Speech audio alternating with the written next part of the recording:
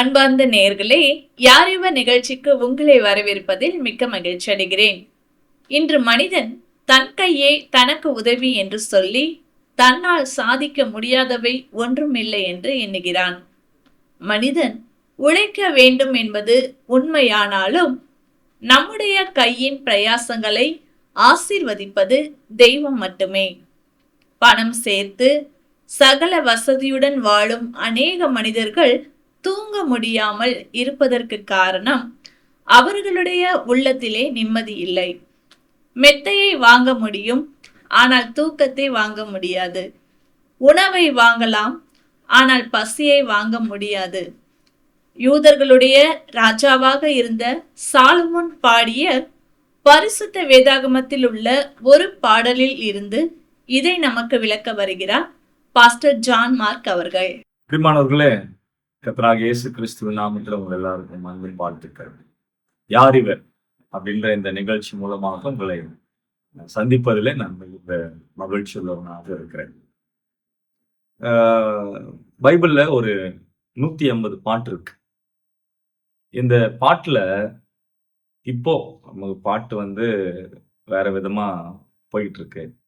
ஆனா கொஞ்சம் முந்தின காலகட்டத்துக்கு போயிட்டோம் அப்படின்னு சொன்னா, இந்த பாடல் வழியாதான் செய்திகள் பரவப்பட்டது. கிராமத்திலாம் பார்த்தீங்க அப்படின்னு சொன்னா, இந்த தண்டோரை அடிச்சுக்கிட்டே போவாங்க. சரியா? அது ஒரு பாடல் மாதிரி இருக்கும். தெருக்கூத்து போடுவாங்க, டிராமா பண்ணுவாங்க. இது எல்லாமே பாடல் வழியாக ஒரு ஆன்மீக செய்திகளா இருக்கலாம், இல்ல மத ரீதியான கதைகளாக இருக்கலாம், இல்ல என்ன தகவல்கள் போய் சேரணும் அப்படின்னாலும் அது பாடல் வழியாய் போகிறதும் ஒரு வழியாக இருக்கு. அப்படி எழுதப்பட்ட பாடல்கள் பைபிளையும் நிறைய இருக்கு. சோ கர்த்தர் பற்றி சொல்லப்பட்ட ஒரு பாடல் இருக்கு. அந்த பாட்டுக்காரர் ஒரு பெரிய ராஜா. அவர் பேர் சாலமன் அப்படின்னு பைபிள் சொல்லிருக்கு. சோ அந்த ராஜா பாடுறாரு. ஒரு ராஜா பாடுறாரு, எப்படி இருக்கும் கொஞ்சம் யோசித்து பாருங்க. அவர் என்ன சொல்றாரு அப்படின்னா, 127வது பாடல் பைபிள்ல 127ஆம் சங்கீதம் அப்படின்னு சொல்லுவாங்க. அதுல இப்படி வாசிக்கிறோம்: கர்த்தர் வீட்டை கட்டாராகில் அதை கட்டுகிறவர்களின் பிரயாசம் விருதா. விருதானா வீண் அல்லது வேஸ்ட் அப்படின்னு சொல்லப்படுது. ஒண்ணு. இரண்டாவது, கர்த்தர் நகரத்தை காவாராகில் காவலாளர் விழித்திருக்கிறது விருதா அப்படின்னா வீண் அல்லது வேஸ்ட். மூணாவது, நீங்கள் அதிகாலையில் எழுந்து நேரப்பட வேலையிலே தரித்து வருத்தத்தின் அப்பத்தை சாப்பிடுகிறதும் விருதா அப்படின்றார். நாலாவது, அவரே தமக்கு பிரியமானவனுக்கு நித்திரை அளிக்கிறார் அப்படின்னு சொல்லப்படும். அப்படின்னா என்ன அர்த்தம்?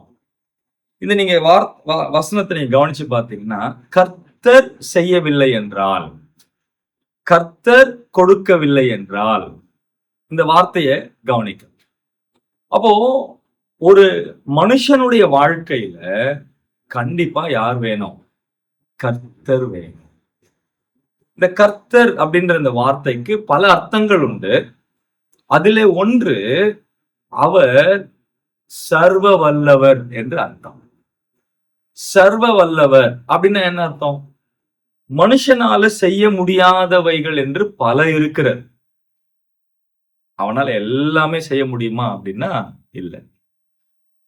ஆனால் மனுஷனால செய்ய முடியாதவைகளை கண்டிப்பா யார் தான் செஞ்சாகணும்? தேவன் செஞ்சாகணும். கர்த்தர் செய்தாக வேண்டும். அதைத்தான் இங்க இந்த பாட்டுக்காரர் சொல்ற விஷயமாக இருக்கிறது. என்னெல்லாம் கர்த்தர் செய்யணும் அப்படின்னா, ஒண்ணு, என் குடும்பத்தை கட்டுகிறதற்கு எனக்கு யார் வேணும்? கர்த்தர் வேணும். அதான் கர்த்தர் வீட்டை கட்டார். வீடு அப்படின்றது செங்கல் வச்சு கட்டுற அந்த வீட்டை பத்தி பேசல, குடும்பத்தை பத்தி பேசுறாரு. குடும்பம் சந்தோஷமா இருக்கா? இல்ல. கணவன் மனைவிக்குள்ள சந்தோஷம் இருக்கா? இல்ல. பெற்றோர் பிள்ளைகள் மத்தியில சந்தோஷம் இருக்கா? இல்ல. ஏன்? கர்த்தர் இல்லை. அப்ப கர்த்தர் இருக்கும் பொழுது அந்த குடும்பம் எப்படி இருக்கும்? சந்தோஷமாக இருக்கும். அப்ப என் குடும்பம் சரியாய் கட்டப்படுகிறதற்கு யாருடைய உதவி வேணும்? கர்த்தருடைய உதவி வேண்டும். இது முதலாவது. இரண்டாவது, என் குடும்பம் பாதுகாக்கப்படுகிறதற்கு அல்லது பாதுகாப்பா இருப்பதற்கு யாருடைய உதவி வேணும்? கர்த்தருடைய உதவி வேண்டும். இல்லைங்களா? அதுதான் இங்க சொல்றாரு. கர்த்தர் நகரத்தை காவாராகில், ஒருவேளை காவல் காக்கிறதற்கு ஒருத்தர் இருந்தாலுமே அவங்க பிரயாசமானது வேஸ்ட் அப்படின்னு சொல்லி சொல்றேன். அப்போ கர்த்தர் பாதுகாக்கணும். என்னை கர்த்தர் பாதுகாக்கணும், என் குடும்பத்தை கர்த்தர் பாதுகாக்கணும், என் நகரத்தை கர்த்தர் பாதுகாக்கணும். பாதுகாப்புக்கு நான் யாரை நாட வேண்டும்? கர்த்தரை நாட வேண்டும். என் பாதுகாப்புக்கு நான் யாரை சார்ந்திருக்கணும்? கர்த்தரை சார்ந்திருக்க வேண்டும். அப்ப அவர் தான் என்ன செஞ்சாகணும்? பாதுகாக்க வேண்டியவராக அவர் இருக்கிறார். உதாரணத்துக்கு, நம்முடைய பிள்ளைகளை எல்லா இடங்கள்லயும் நம்ம பாதுகாக்க முடியாது. அவங்க எல்லா நேரத்திலையும் நம்முடைய பார்வையில தான் இருக்கிறாங்களா அப்படின்னா கிடையாது. அப்போ நம்முடைய பார்வையில் இருக்கும்போது நாம அவங்கள பாதுகாக்கிறோம்னு வச்சுக்கோங்க. நம்ம பார்வையில இல்லாதப்போ அவங்கள யார் பாதுகாக்கிறோம்?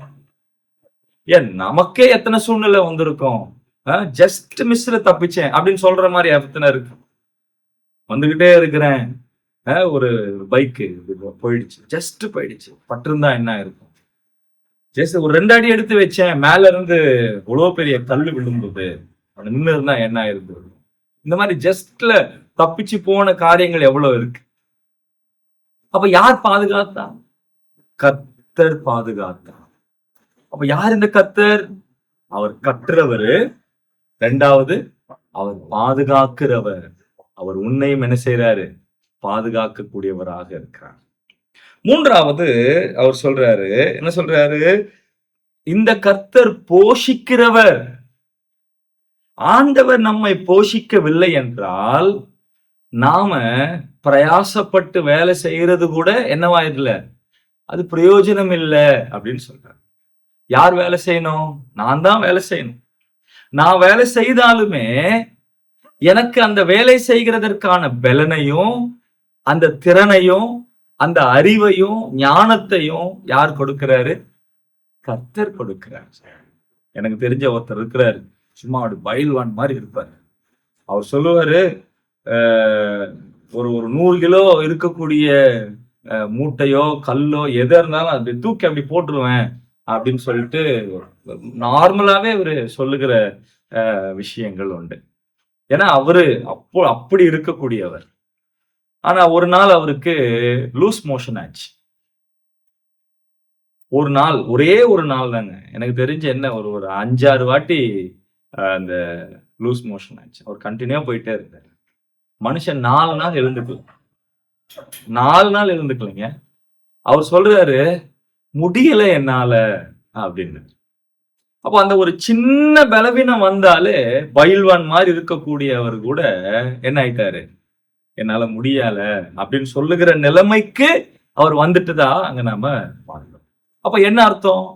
கர்த்தர் பலனை கொடுக்கணும், கர்த்தர் ஆரோக்கியத்தை கொடுக்கணும். கர்த்தர் என்ன பண்ணணும்? உங்களை பாதுகாத்து, உங்களை போஷித்து, உங்களை என்ன செய்யணும்?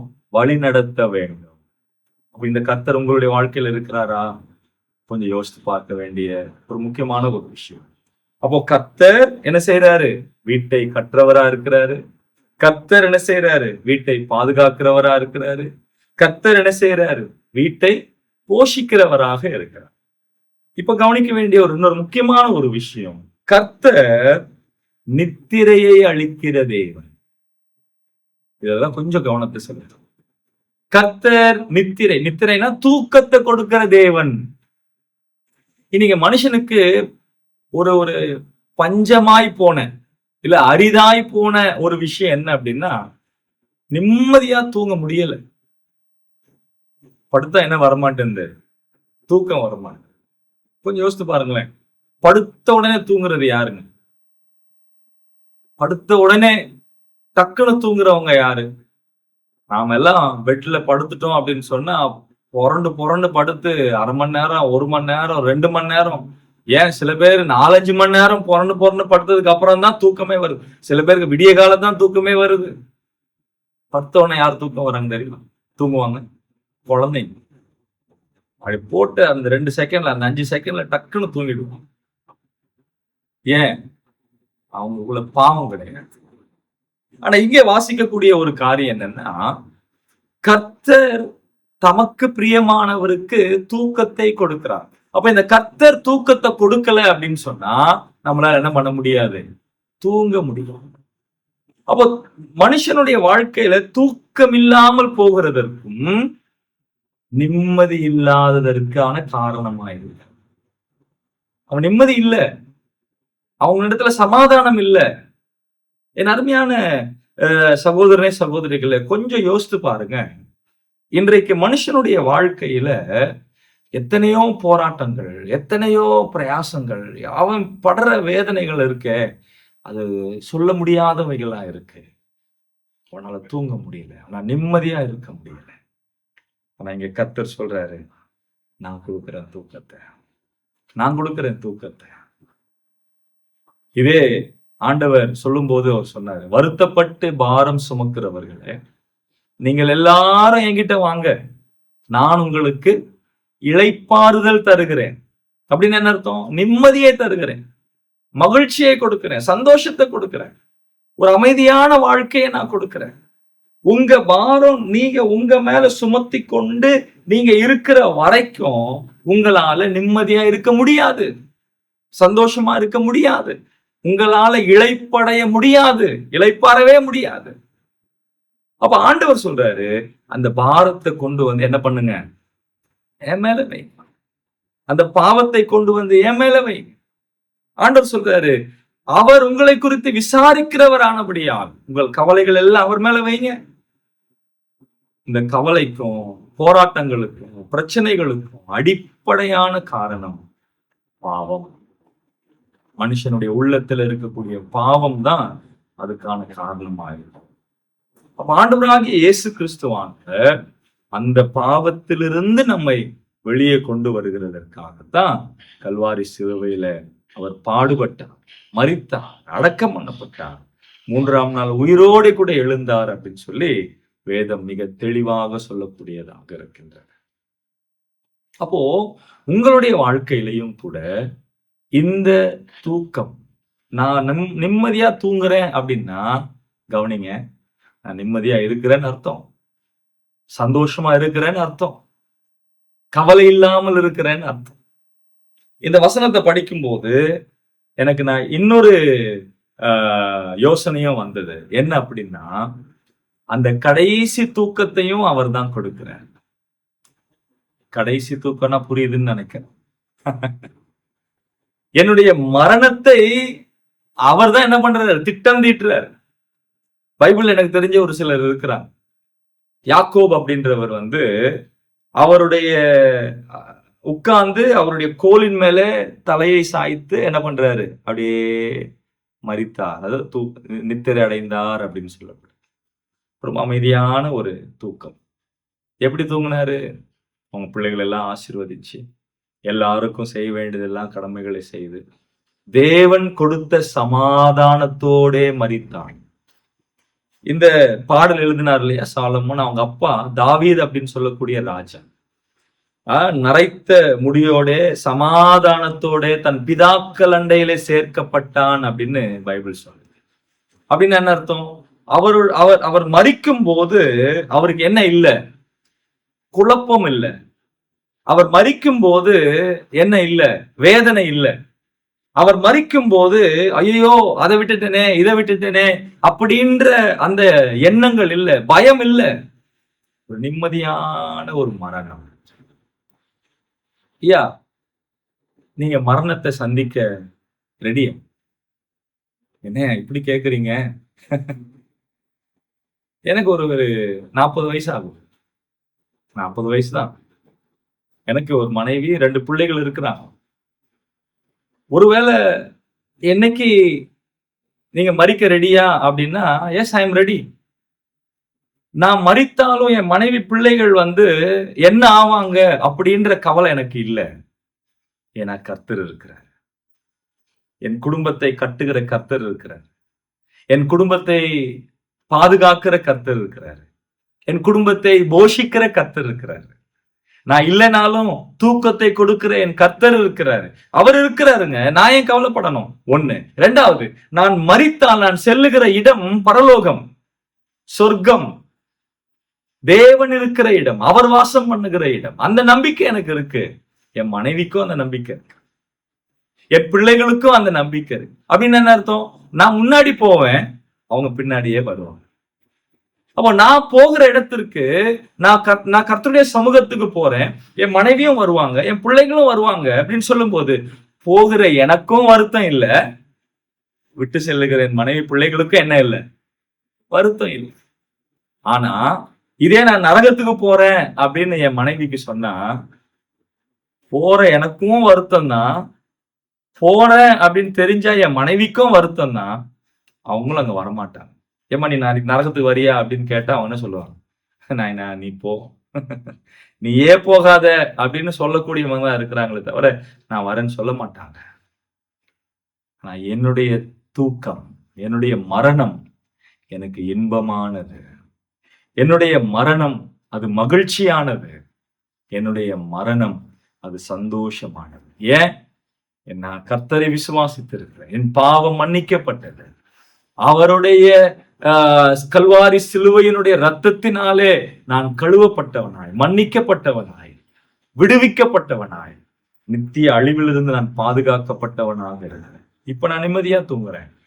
ஒரு நாள் வரும், என்னுடைய மரணம் எப்படி இருக்கும்? நிம்மதியாக இருக்கும். உங்களுடைய மரணம் நிம்மதியா இருக்கும். மரணத்தை சந்திக்க நீங்க ஆயத்தமா இருக்கீங்க. ஒரு மனுஷன் உலகம் முழுவதும் ஆதாயப்படுத்தி கொண்டாலும் தன் ஜீவனை நஷ்டப்படுத்தினால் அவனுக்கு என்ன லாபம் அப்படின்னு பைபிள். இந்த உலகத்துல கோடி கோடி சம்பாதிச்சவங்க இருக்கிறாங்க, தூக்கு போட்டு செத்தவங்க இருக்கிறாங்க. கோடி கோடி சம்பாதிச்சு விஷம் குடிச்சு செத்து போனவங்க இருக்காங்க. ஏன்? என்ன கேட்டா நிம்மதி இல்லையா? நிம்மதி இல்லை. என் சாவு எனக்கு நிம்மதி கொடுக்கும் அப்படின்னு எதிர்பார்ப்பேன். ஆனா இல்ல இல்ல. ஆண்டவராக இயேசு கிறிஸ்துவை விசுவாசிக்காமல், அவருடைய இரத்தத்தினாலே பாவம் மன்னிக்கப்படாமல் மரணம் நமக்கு நிம்மதியா இருக்காது. அப்ப இன்றைக்கு இப்பொழுதே இந்த ஆண்டவராக இயேசு கிறிஸ்துவை சொந்த இரட்சகராய் ஏற்றுக்கொள்ளுங்க. இப்போ வாழும் பொழுது நிம்மதியா வாழலாம், நிம்மதியா தூங்கலாம், சந்தோஷமாய் வாழலாம். என்னுடைய மரணம் எனக்கு நிம்மதியானதா இருக்கும்.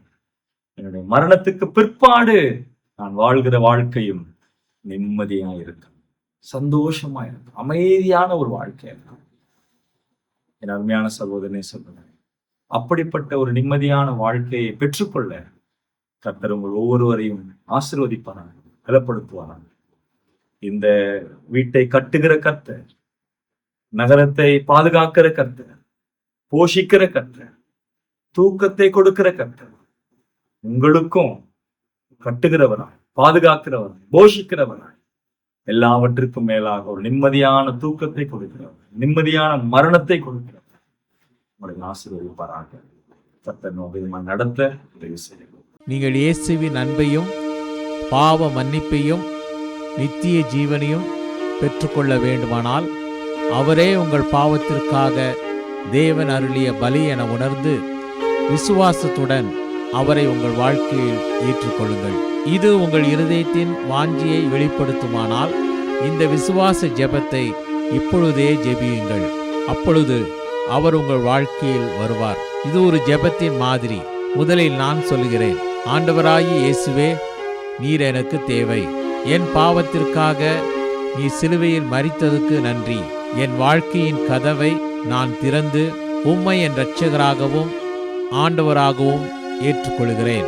என் வாழ்க்கையை நீர் ஆட்கொண்டு நான் எப்படிப்பட்டவனாக இருக்க நீர் விரும்புகிறீரோ அப்படியாக என்னை மாற்றும். ஆமேன். இந்த ஜெபம் உங்கள் உள்ளத்தின் விருப்பத்தை வெளிப்படுத்துமானால் இப்பொழுதே நீங்கள் இருக்கும் இடத்தில் இந்த ஜெபத்தை ஜெபியுங்கள். நான் இந்த ஜெபத்தை ஒவ்வொரு வாக்கியமாக சொல்லும்போது நீங்களும் அமைதியாக சொல்லுங்கள். ஆண்டவராகிய இயேசுவே, நீர் எனக்கு தேவை. என் பாவத்திற்காக நீ சிலுவையில் மரித்ததுக்கு நன்றி. என் வாழ்க்கையின் கதவை நான் திறந்து உம்மை என் இரட்சகராகவும் ஆண்டவராகவும் ஏற்றுக்கொள்கிறேன். என் வாழ்க்கையை நீர் ஆட்கொண்டு நான் எப்படிப்பட்டவனாக இருக்க நீர் விரும்புகிறீரோ அப்படியாக என்னை மாற்றும். ஆமென். இப்பொழுது நீங்கள் இந்த விசுவாச ஜெபத்தை ஜெபித்துள்ளீர்கள். இயேசு கிறிஸ்துவை உங்கள் வாழ்க்கையில் வரும்படி அழைத்திருக்கிறீர்கள்.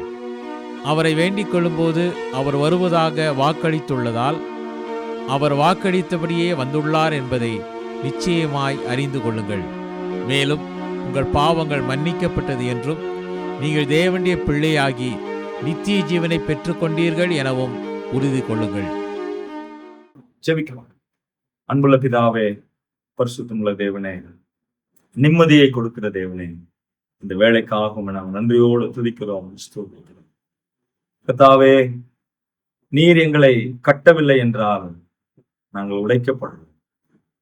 நீர் எங்களை பாதுகாக்கவில்லை என்றால் ஆண்டவரே நாங்கள் என்ன ஆயிருப்போம். நீர் எங்களை போஷிக்கவில்லை என்று சொன்னால் எங்களுடைய பசி எப்படி தீரும் ஆண்டவரே. நீரே எங்களுக்கு தூக்கத்தை கொடுக்கிற தேவனா இருக்கிறீர் ஆண்டவரே.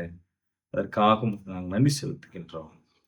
இந்த வார்த்தைகளை கேட்கிற எத்தனையோ பேர் ஆண்டவரே, தங்கள் வீடுகள் இடிந்த நிலைமையில, பாதுகாப்பு இல்லாத நிலைமையில, ஆண்டவரே போஷாக்கு இல்லாத நிலைமையில, தூக்கம் இல்லாத நிலைமையில, நிம்மதி இல்லாத நிலைமையில வாழ்கிறவர்கள் அநேகர் உண்டு கர்த்தாவே. நீர் கொடுக்காவிட்டால் இவைகளை நாங்கள் எங்கும் சம்பாதிக்க முடியாது. இவைகளை நாங்கள் எங்கும் பெற்றுக்கொள்ள முடியாது கர்த்தாவே. இந்த கரத்தில் இவர்களை ஒப்புக் கொடுக்கிறோம்.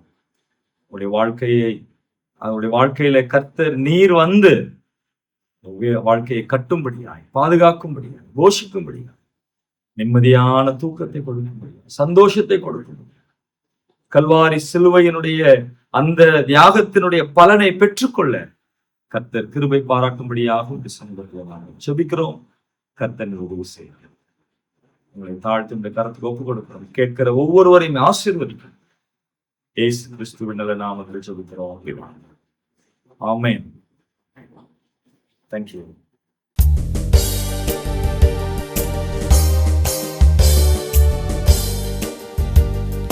எந்த நிலையில் நான் இருந்தாலும் என்னை வெறுக்காதவர் இயேசு ஒருவரே, என் நேசர் ஒருவரே.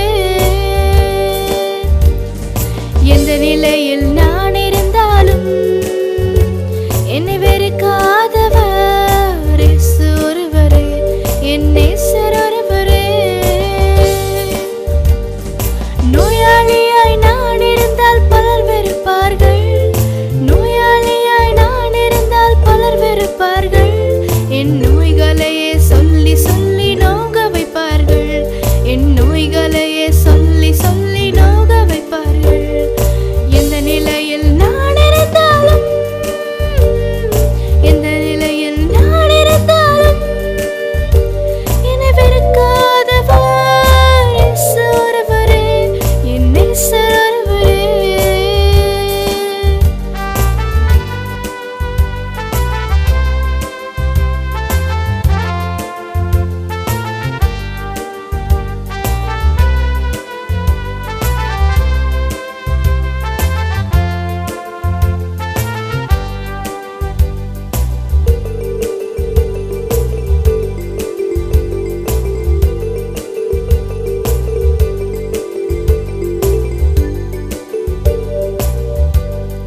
கடனாளியாய் நான் இருந்தால் பலர் வெறுப்பார்கள், கடனாளியாய் நான் இருந்தால் பலர் வெறுப்பார்கள்.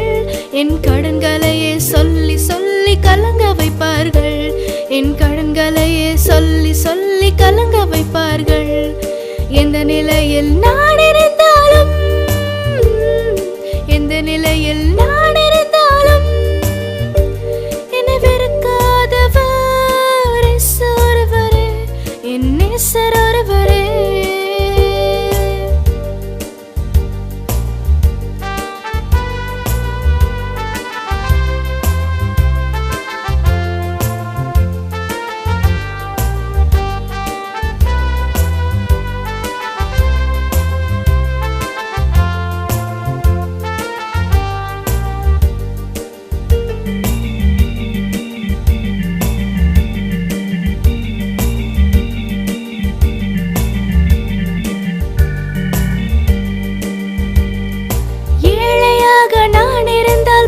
வெறுப்பார்கள்.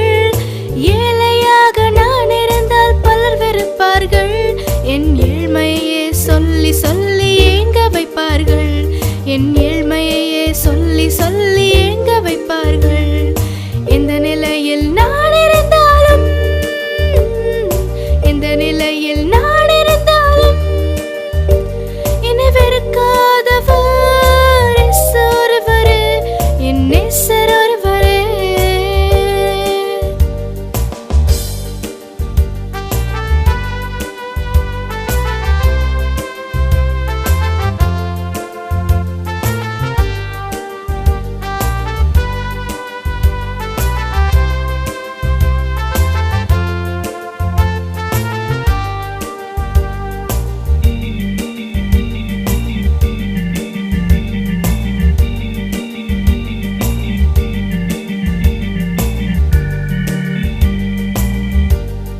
பட்டம் படிப்பு இல்லை என்றால் பலர் வெறுப்பார்கள். பட்டம் படிப்பு இல்லை என்றால் பலர் வெறுப்பார்கள். பட்டமரம் என்று சொல்லி பரிகசிப்பார்கள். பட்டமரம் என்று சொல்லி பரிகசிப்பார்கள். இந்த நிலையில் நான் இருந்தாலும், இந்த நிலையில் நான் இருந்தாலும் என் வெறுக்காதவர் இயேசு ஒருவரே, என் நேசர் ஒருவரே.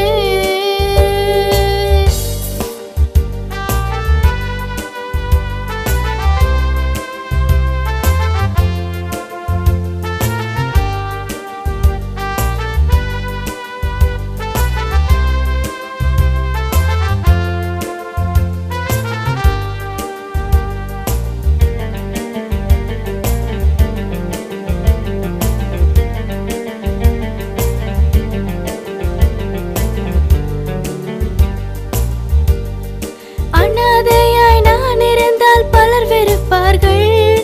அனாதையாய் நான் இருந்தால் பலர் வெறுப்பார்கள். அன்பை உனக்கு தாரேன் என்று அலைய வைப்பார்கள். என் அன்பை உனக்கு தாரேன் என்று அலைய வைப்பார்கள். இந்த நிலையில் நீ இருந்தாலும், இந்த நிலையில் நீ இருந்தாலும் உன்னை வெறுக்காதவர் இயேசு ஒருவரே, என் நேசர் ஒருவரே. நம்முடைய வாழ்வை தெய்வம் கவனித்துக் கொள்வார் என்ற நம்பிக்கை நமக்கு நிம்மதியை கொடுக்கிறது என்றும், தெய்வத்திடம் நம்பிக்கை வைக்கும்போது மரண பயத்தையும் நீக்குவார் என்றும் கேட்டோம். பாவத்திலிருந்தும் அதன் தண்டனையிலிருந்தும் நம்மை விடுவிக்கவே தெய்வமாயிருந்த இயேசு கிறிஸ்து இந்த உலகில் மனிதனாக வந்து நம்முடைய பாவத்தை தன் மீது ஏற்றுக்கொண்டு நமக்கு பதிலாக சிலுவையில் இரத்தம் சிந்தி மரித்தார். மரித்த இயேசு கிறிஸ்து அடக்கம் பண்ணப்பட்டு 3ஆம் நாள் உயிருடன் எழுந்தார். உங்களுடைய தவறுகளை இயேசு கிறிஸ்துவிடம் சொல்லி அவர் உங்களுக்காக மரித்தார் என்று நம்பி அவரை உங்கள் வாழ்க்கையில் ஏற்றுக்கொண்டு உங்கள் வாழ்க்கையை அவருடைய கரத்தில் ஒப்பு கொடுக்கும் போது உங்கள் பாவத்தை மன்னித்து இந்த உலக வாழ்க்கையில் தைரியமாக மரணத்தை எதிர்கொள்ளும் தைரியத்தையும் கொடுப்பார். இந்த ஆண்டவராகிய இயேசு கிறிஸ்துவை ஏற்றுக்கொண்டு நிம்மதியான வாழ்க்கையை பெற்றுக்கொள்ள விரும்புகிறீர்களா? உங்களுக்கு ஆலோசனை கூறவும் உங்களுக்காக ஜெபிக்கவும் ஆவலாய் இருக்கிறோம். இந்த நிகழ்ச்சியை குறித்த உங்கள் கருத்துக்களையும் கேள்விகளையும் எங்களுக்கு தெரியப்படுத்துங்கள். எங்கள் முகவரி: ஒளியும் வாழ்வும் இயக்கம், C26, ஜெய்நகர், திருவெரும்பூர், திருச்சிராப்பள்ளி 620013.